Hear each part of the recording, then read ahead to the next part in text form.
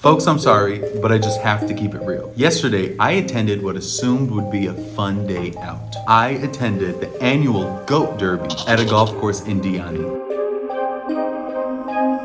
That sounds funny, right? A goat derby, actual goats. Seems innocent, right? Well, upon entering the gates of the golf course, I couldn't shake the Colonizer and Get Out vibes. If you know, you know. My black friend and I looked at each other and smirked. We have these intense conversations about race all the time, so it's always top of mind. As a Lebanese man, the only time I get singled out is when I fly because my passport says that I was born in Lebanon. The rest of the time, almost everyone just assumes I'm white, which means I get to experience privilege on a daily basis because of the color of my skin. However, my black friend doesn't have that luxury, hence our heavy discussions. Now back to the story. I started filming and then I caught up with my friend. He stated, "That guy almost ran me over with his car." We chalked it up to aggressive driving, but it did nothing to quell the Get Out vibes. We then made our way to the tents where we saw food, so that made me happy, and we began to relax. I couldn't help but notice that there was an overwhelming number of white folks, and it was clear that all the folks in charge were white. I quickly drew the conclusion that this was an event put on by white folks for the entertainment of white folks. It all made sense now, given that one of the local guys on the beach,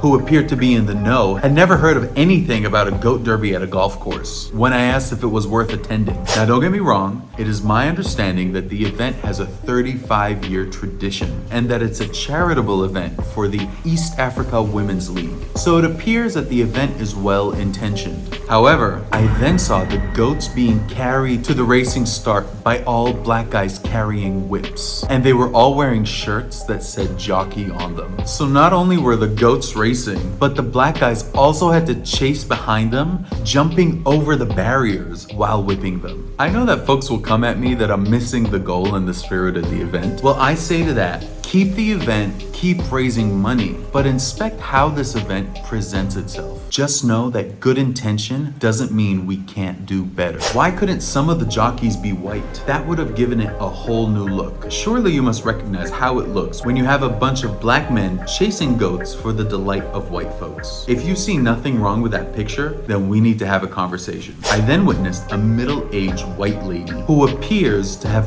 rented a black man dressed in Maasai traditional clothing, who followed her every move and held her drinks during the event. I kid you not, but she elicited some of the same King Charles behavior when she wanted her drink, which wasn't presented fast enough by this black man. Trust me when I say that it was a very bad look. My message is that we all need to be treated with kindness and grace, no matter our circumstance. I salute the intention of the event, but I strongly suggest that the organizers rethink and update its presentation. Any African event managed by white folks for 35 years warrants fresh eyes to ensure that it's updated with the times and to ensure that it's not offensive. Now cue the attacks.